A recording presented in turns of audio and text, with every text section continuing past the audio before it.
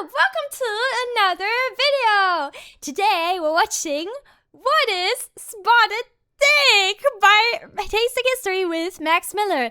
And I am actually going to attempt making this after we watch this. The video for that is gonna be available on my second channel. So if you guys want to look at me cook, if you guys want to watch me cook, please check it out. Please check it out if you want to see my spotted dick.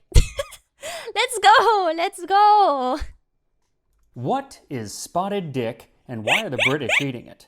Two questions that I will answer as I make... Dude, I can't. This is the sentence he starts this video with, you guys. You guys. I am mature. I am a very mature person, okay? Yes, I'm not, yes. This recipe for spotted dick from 1854. So thank you to Squarespace for sponsoring this video as we dive into spotted dick. This time on Tasting History. Dude, he enjoys this. He enjoys this too. He's so happy. He's so happy he's making spotted dick today.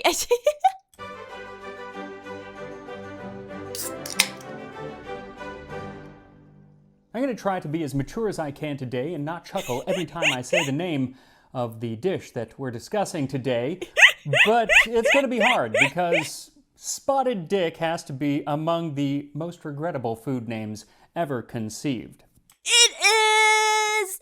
There's one dish in German that's called Tote Oma, which means dead grandma, which is kind of messed up as well, I think. But spotted dick is funny in a different way. But despite the name, it has been a beloved dessert in Britain since at least the Victorian era. And while it has changed somewhat over the last 150 years, it's essentially the same. It is a steamed or boiled pudding made with suet, which is kidney fat, and currants or raisins. And when I say pudding, I do not... I'm sorry. Whoa, microwavable? What the fuck? Not mean anything like an American pudding, which is actually more like a custard, but rather the British term pudding, which is really confusing. It can mean everything from a sausage to something that's like a cake to a type of pastry. In this case, it is closest to a cake, except that it is boiled. Or at least that's how it was made in Alexis Soyer's 1854 cookbook, A Shilling Cookery for the People. Spotted dick. Put 3/4 of a pound of flour... Dude, they wrote down spotted dick and didn't they... I don't know, did it mean what it means today? Back then, did it also mean peanuts? Did it mean that back then? No? Because that would make sense, yeah. Micro spotted dick. Okay. But they never changed the name, so, you know. Flour into a basin, half a pound of beef suet, half ditto of currants, 2 ounces of sugar, a little cinnamon, mix with 2 eggs and 2 gills of milk. Boil in either mold or cloth for 1 hour and a half. Serve with melted butter and a little sugar over. A note about a word in this recipe, and that is ditto, because last time I did a recipe that used that word, I had a lot of people asking what ditto was and if it was a measurement. It is not a measurement, rather it just means as before or copy. So in this recipe, it says half a pound of beef suet, half ditto of currants. Ditto, yeah, guys, Ditto is a Pokemon, right? Ditto is a Pokemon, so, yes. People used to be named Dick, so maybe it's named after its creator. Oh, Spotted Dick. I should make a food that is called Spotted Mip. And that ditto is just replacing the words a pound from the previous instruction. I kind of assumed that everybody knew what ditto meant, but that just shows how old I am, because when I was a kid, some of my teachers still called copy machines ditto machines. What? Also, this is actually the second recipe for spotted dick that Alexis Soyer, or Soyer, depending on how you want to pronounce it, put down in writing. His first, from a few years earlier, 1849, was made with a puff pastry and raisins that was rolled up and then boiled. But this revised 1854 recipe is more like what most people, even during the Victorian age, would have called spotted dick. So for this recipe, what you'll need is 2 3/4 cup or 340 grams of flour, 225 grams of suet. He called Calls Wait. for beef suet, but you can also use vegetable suet. Also, here in the US, it can be somewhat hard to find, except in bird food, so I'll put a link in the description to where you can get that online. Yeah, so I was watching the video. I didn't know what suet was. I thought it was the same as what is it called? Ah, fuck. I looked up what it's called in English. Something else. No. So I don't have suet. I'm sorry, guys. I don't have suet, but I have lard. There we go.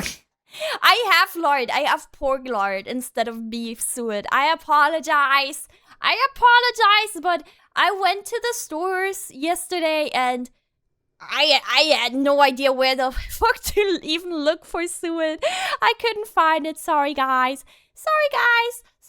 But according to Google, it's okay to substitute it. So they just have a different melting point, but it's fine. It should be fine. Then 1.5 cups or 225 grams of dried currants, a heaping 1/4 cup or 60 grams of sugar, 1.5 teaspoons of cinnamon, 2 eggs, and 1 1/5 cup or 285 milliliters of milk. I was very surprised because this doesn't have any like baking soda or anything like that. I don't even know, was that a thing back then? Was that a thing in the 19th, 18th century? I don't know. And yes, 1 1/5 is kind of an odd measurement, but that is because I'm having to convert from the recipe that calls for 2 gills of milk. And a gill is 1/4 of a pint, but in 1854 that would have been an imperial pint, and so 1 gill was like 142 milliliters. It's a little confusing, but there it is. So to make our spotted dick, start by whisking together the flour and currants in a bowl, and then add the cinnamon and the sugar. Once everything is incorporated, you can add the suet and mix until all of the bits of suet are covered in flour. In a separate bowl, whisk the 2 eggs, and then add about half of the milk and whisk it together. Then you can add that mixture to the dry ingredients. Now the texture of this pudding should not be too wet or else it's not going to hold its shape. So once you've added the egg and milk, just add a little of the remaining milk at a time until you have a firm dough. You may not need it all, or you may need a little bit more. If it does get too wet, you can just add a little bit more flour until it is the right consistency. And then once everything is mixed together into a firm dough, you can shape it either in a mold or in a cloth. Now today, pretty much everyone would use a mold. Frankly, it's a lot easier to use a mold. You're going to get a better shape when you use a mold, and it is going to allow for a lighter and less stodgy pudding. Guys, I have a mold, right? I should probably use a mold. But in the Victorian era, most people were still using cloth, especially in a poorer household, and so that's what I'm going to use. Yeah, me too. It makes it a lot more complicated, I feel like, but I'll tell you when it comes to the cooking. Also, you kind of need to use a cloth if you want to get the unique shape that Not that type of mold, you guys. Not that type of mold. Thank you, Sean, for the 2 gift subs. Thank you so much. I really appreciate it. Thank you. Was a spotted dick at the time. As can be seen, wait, what? Want to get the unique shape that was a spotted dick at the time. Yeah, the spotted dick has a pretty unique shape, guys. The spotted dick has a pretty unique shape. Right, guys? As can be seen in this ad from 1940, it is supposed to be a cylinder. And this is why in Alexis Sawyer's first recipe, it is called plum bolster, or spotted dick. Plums being dried fruit, and bolster being those long cylindrical pillows that are... Oh. That also sounds... This is so cute! I like the little ribbons. Are really pretty, but kind of useless, at least on a bed. Maybe on a cylinder, guys. The cylinder cannot be harmed, Chad. Couch, they're useful. Anyway, I don't really like them, but that's all right. That's where it probably got its name. And that is the shape that we're going for, rather than the round cannonball shape of a Christmas pudding. For a bit more context on the shape and the feel that you're supposed to have in the traditional spotted dick, there is a wonderful recollection from 1949 in a newspaper where the journalist is thinking about the spotted dick of her youth. The only other cylindrical-shaped pudding we could remember took us back to childhood days, when something we used to call spotted dick appeared on the dinner table and was our never-failing delight. Dude, I don't even need to make the jokes. Come on. I feel like no matter what sentence you use spotted dick in, it's doing its work. It's doing its work. No matter what sentence. What do you mean the spotted dick appeared on the dinner table? What do you mean? What do you mean? Like... I have a feeling I might turn from a spotted dick today, for it was a somewhat stodgy concoction of suet and flour and currants. It used to be boiled in a pudding cloth, and when the dish came to the table, the imprint from the string, which had tied up the pudding, could still be seen on the glutinous surface. So that's what we want, a stodgy, boiled, glutinous cylinder. Yummy. And for that, you're going to need a pudding cloth. Now, typically, these were made of muslin, a close weave muslin, and that is what works best today. The more you use your pudding cloth, the better it will be, because even after washing, it maintains just a little bit of the suet, of the fat from the previous pudding in there, and so it makes it more and more waterproof each time. But for this recipe, it actually doesn't need to be all that waterproof. The more spotted dicks, the better. It's kind of like when you season pans, right? When you season pans, or when you what else? You know what I mean. You know what I mean. You know what I mean. Waterproof. All you need to do is boil it in some hot water for a few minutes, and then lay it flat and dust the center with plenty of flour. More than you think. You just want to leave a few inches of unfloured cloth around the edges. Yippee, then take your dough and put it in the center of the cloth and start to shape it into a cylinder. It will puff up as it boils and the shape will somewhat even out, but try to get it as smooth as possible here. Once you are happy with the shape, fold over the cloth and begin to roll it up as tight as you can, tucking in the cloth as you roll. Then twist the ends like a giant candy wrapper and take a long piece of twine and tie it on one end and then on the other, so it keeps the ends of the cloth tightly closed, and then you can create a sort of handle in the middle.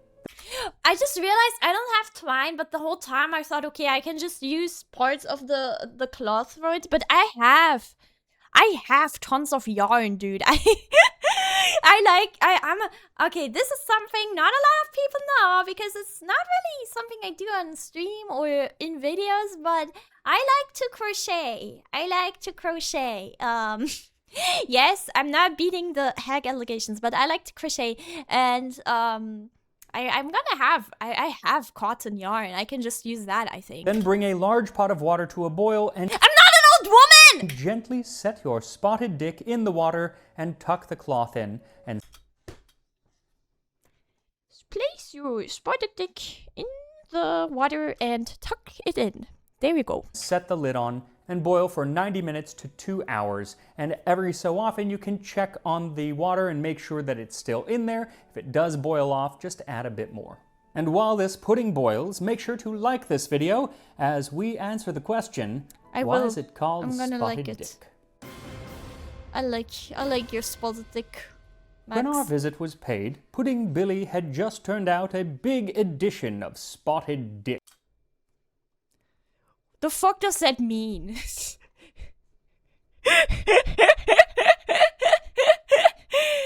Pudding Billy. Pudding Billy. A long pudding of fearsome appearance. The Brits do love an innuendo. From Shakespeare to the Great British Bake Off, they often rely on a cheeky implication. But while spotted dick may have been the butt of many a joke over the last century or so, it didn't actually start off that way. So, why is it called spotted dick? Well, the Evening Standard from 1910 may give us some information. Spotted dick, the penny pudding. Spotted dick is a capital pudding, very simple to make and economical. It is the ideal pudding for a large family where an eye has to be kept on the purse strings. You can make enough of this pudding for a family of 6 for 6p. Wait, I'm making this for myself. Does it mean I'm gonna have to eat spotted dick for the next few days? I'm a bit worried. What if it's gonna be too much, chat? Spotted dick derives its name from the appearance given it by the liberal quantity of currants it contains. Okay, that explains the spotted part, but that's not the part we're all wondering about. Yes! So, where did the dick come from? Well, unsalaciously, it probably actually just came from the word dough. See, the way that we spell the word dough today, it ends in O-U-G-H, and there are many ways of pronouncing that collection of letters. Oh my god, this reminds me of the... Okay, chat. Have you guys seen the guy? There's a guy on Instagram. He does like... What is it? Like word transformations or something? Like he would say one word and then turn it into... He would say it so often that... What is it called? Word merging or something? Wait. Word merging... I need to find this, you guys. I need to find this. It's so bad. It makes me...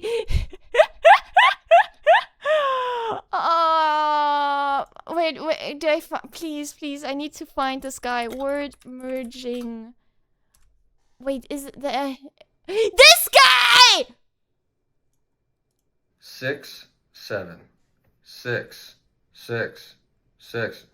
6, 6, 6, 6, 7, 7, 7, 7, 7, 7, 7, 7, 7, 7, 6. This is what I imagine happened with dough and dick.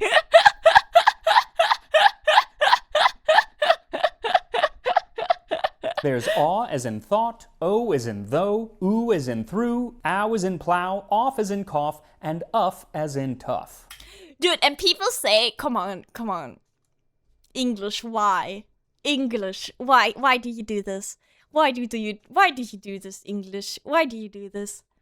People say English is the easiest language, but then you do this. Come on, guys. And that's why one old pronunciation... Dough, doch,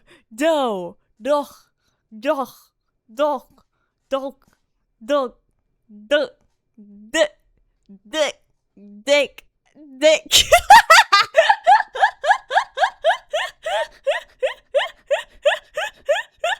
Like that. pronunciation of dough was actually duff, and there is still a dessert today called plum duff. But in some older pronunciations of dough, the GH was actually voiced to be like a guttural G, and the Old English word for dough is actually duck. And this likely led to another pronunciation of dough being like dick, and yet another being like dog. And another name for spotted dick is spotted dog. Instead, but the English are trolling with this though.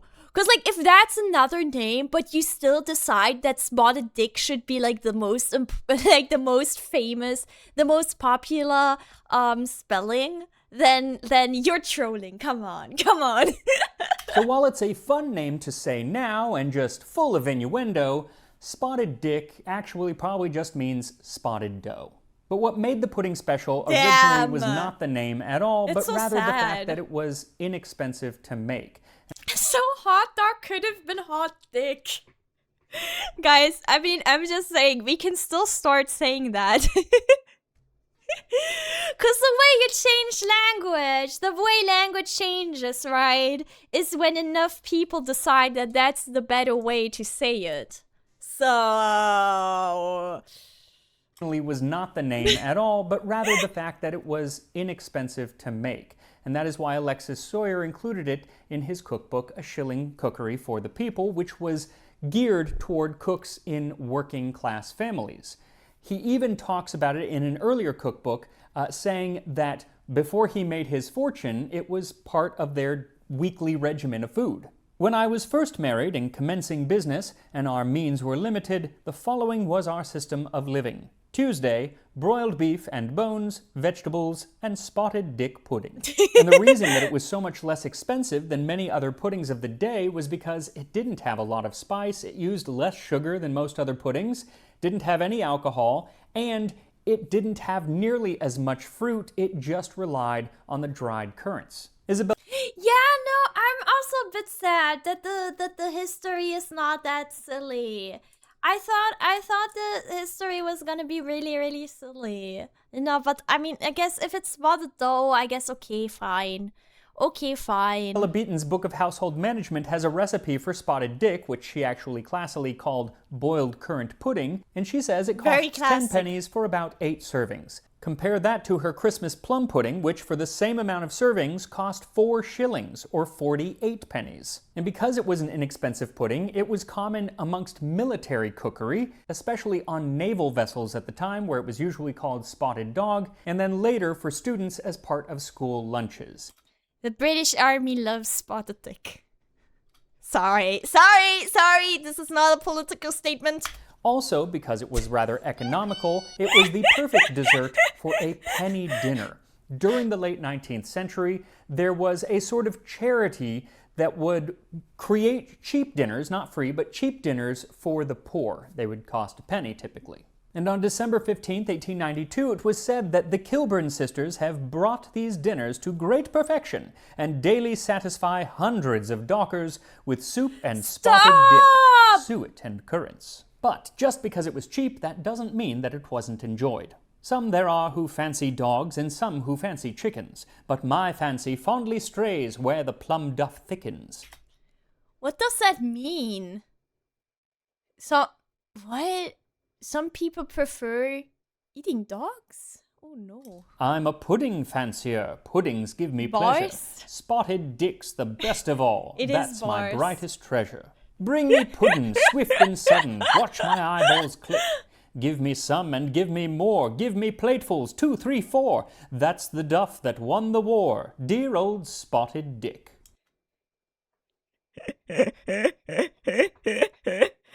1927, surely back then dick already meant dick, right? Holy shit.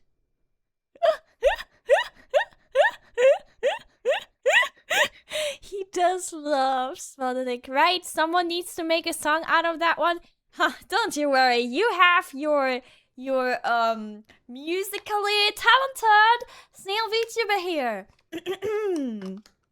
Okay. Wait. Some there are who fancy dogs and some who fancy chickens, but my fancy fondly says, we're the plum dog thinkins.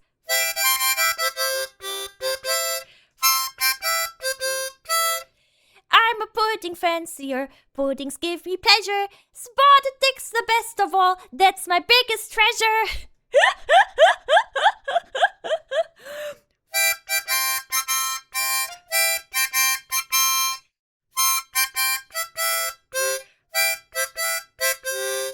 There you go. So beloved as it was by some, it was still considered a simple and cheap dessert and something that was not worthy of a cookery school, at least according to one rather upset reader of the New Zealand Times in 1889. I know I am risking being told to mind my own business and leave cookery questions to the fair sex, but I will dare a little further. What I would ask is, Spotted Dick? Is this the delectable viand that It's okay, you can still enjoy spotted dick as a man. Confection of which is to be the high water mark of the instructor's culinary teaching? Spotted Dick, indeed. I wonder, my friend, the Post has not seen in this some awful taint of sedonism. That is the kind of person who would just live in the comments section on Facebook today. Anyway, there was one word in there, sedonism, that I didn't know, and I actually had a lot of trouble figuring out what it meant. But luckily, someone on Instagram, I posed the question to Instagram, and someone was able to send me a definition from a newspaper in 1902.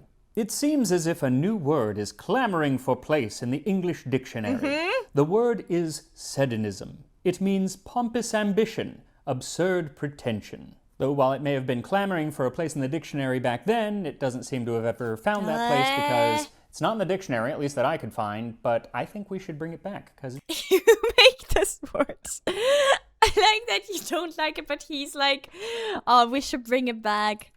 Wait. I don't know, Matt. Sedonism. Does that mean pompous ambition, absurd pretension? Does it mean I'm a sedonist? Is that what it is? I think I have pompous ambition, right, guys? Right, guys? it's a pretty useful word.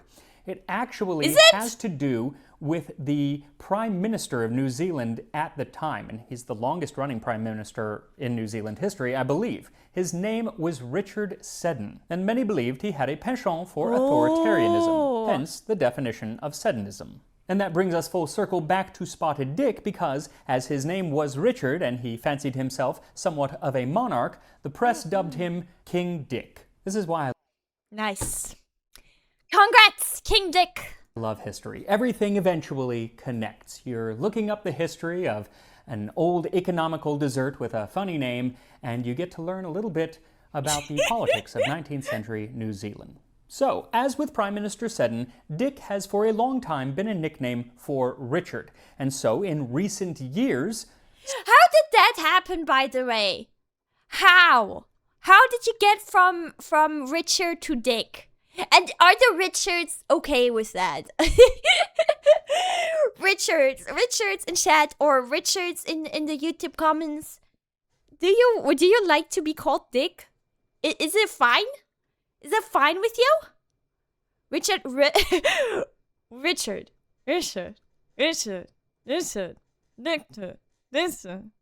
I can't do the word merge. It's a real talent, you guys. I'm not good at it, you guys. Richard. Oh, Richard to Rick. Rick. Dick. I guess like that. Okay. Spotted Dick has been recast by some as Spotted Richard, or at least that was their goal. Groups like Spotted the Richard. supermarket chain Tesco. A supermarket chain What? is considering renaming one of the nation's favorite puddings to save men from blushing when they buy it. Why are these? Specifically men. Tesco mention. I didn't know Tesco was a thing back then. Tesco said it was asking customers if they wanted Spotted Dick rebranded as Spotted Richard after it noticed that sales of the pudding lagged behind those of other traditional desserts. Oh my We god! know men are embarrassed by the name because they believe it may be interpreted as a comment upon their personal condition. Okay, but if a woman asks for Spotted Dick, that's also weird, though. I don't think it matters. I don't think it matters. I'm actually not sure if they ended up changing it in the store or not, but the 2001. NHS around this same time did change it on hospital menus for a short period, but then they changed it back with some fanfare as newspapers Yeah, why is it spotted? Why is it spotted? declared Spotted Richard will become Dick again. Woo! So this softening of the name was nothing new because as far back as the 1930s, a poem was published that claimed some sing of fruit and custard and some of apple pie, but lovely Spotted Richard will always catch my eye. But regardless if you call it Spotted Richard, Spotted Dick, Spotted Dog, or Plum Bolster, the dessert has definitely remained a popular part of British cookery since the Victorian era and perhaps even longer under other names. And that is why I am so excited to try this Spotted Dick. Nice! So once your Spotted Dick has boiled for at least 90 minutes, it should be ready. Oh my You'll know that God. it's ready because it See, you guys, this is gonna be a log. This is gonna be a long one, chat. will have swollen up and become quite firm when you take it out of the water. Then set it on the counter and carefully cut the twine and start to unroll the cloth. If you have floured it well, it shouldn't stick too much. And just as the recollection discussed, the outside is glutinous and you can see the imprint from the string. And when you cut into it, you can also see where it gets the name Spotted. It is Whoa. chock full of currants. I mean, I don't think anyone was ever questioning the spotted part, right? I mean, okay, it depends on the context. Because, like... Okay, anyway, okay. Yeah, it doesn't look bad. What do you mean? I think it looks pretty fair. I think on the outside, It's just because it's like more, it's like a boiled thing, right? It's like not, it's not like normal cake, right? Now the last thing we need is a sauce, and today it is usually a nice thick custard, and you can use that, but in the 19th century that would have been quite expensive, and so to keep it cheap, Alexis Sawyer suggests using melted butter and sugar, and in his original recipe he specifies it should be melted butter and brown sugar, so that's what I'm going to use, equal parts by volume. A half cup or 115 grams of butter and a half cup or 90 grams of brown sugar. Just melt the butter in a saucepan and then add in the brown sugar and slowly bring it to a simmer, whisking it all together, and in just a couple of minutes you'll have a lovely sauce which you can drizzle onto your spotted dick. And here we are. Stop! A spotted dick for a Victorian dinner table. It smells much like a Christmas pudding, which I've made here on the channel before, but much lighter. The Christmas pudding, I think, it is darker because it has so many other ingredients, a lot of spices and whatnot. But this it is chock full of currants. Let's give it a go.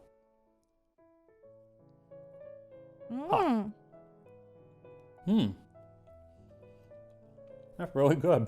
It's sweet, but not too sweet, and the currants are not actually the dominant flavor, which is kind of nice. It doesn't just taste like raisins. I do think you need the butter and brown sugar. Let me take a little bite without that. But the flavor is wonderful. And it's not nearly as stodgy as I expected it to be. It's still good, even with... I'm kind of worried about it being too dense, but I don't know. I guess it's okay. Because, like, there's no baking soda or anything like that involved. But butter and brown sugar help, of course. But it's not as stodgy as I thought it would be. The texture is almost crumbly. Yeah, it does look moist, yeah. But it's very moist and really nice. And the thing is, it is not that hard. I can't tell you how nervous I was that it was not going to work out, because boiling a pudding in a cloth is not an easy thing to do. Oh my god, I'm so scared. I'm so scared if he says that. Don't say that. Don't say... Not that hard. Oh. Come on, guys. This is definitely the easiest one I've ever done. Because it doesn't need to stay dry. It's like, if water gets in, that's fine, whatever. It's almost foolproof, maybe. I did it on my first try, and that's saying something. Okay, so, okay. Yeah, if you want to try traditional Victorian spotted dick, this is the recipe to do. And I will, of course, put it up on the Tasting History website, which I made with help from today's sponsor, Squarespace. They make building a website so easy with their design tools. I'm gonna make it, guys. Check out the video. It's gonna be in the description. It's also gonna be in the end card. It's on my other channel. Please check it out. And then yeah, I'm streaming cooking sometimes on Twitch. So if you guys enjoy that, tools which now allow you to fully customize your site to fit your needs. Oh, is Vodafone fine? Wait, can you hear me? Oh fuck. No! Only tiny Fs? Okay. And all the tools are intuitive, drag and drop, so you don't have to be an expert to use them. If I can use them, pretty much anyone can use them, I promise you that. They also make selling products online so easy, whether it's physical products or digital products, or if you're selling time, like appointments. And they make it easy to stay in contact with your customers, or in my case, with my viewers, with things like their email campaign tools. That is what I use.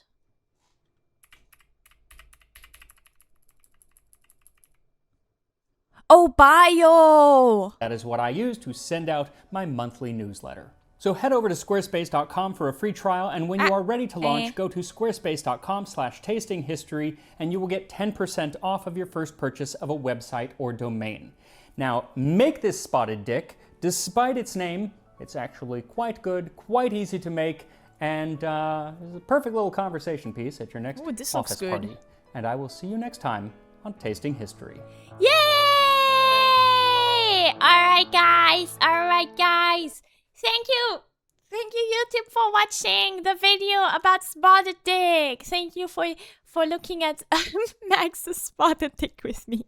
We are going to make this recipe now. As I said, videos in the description.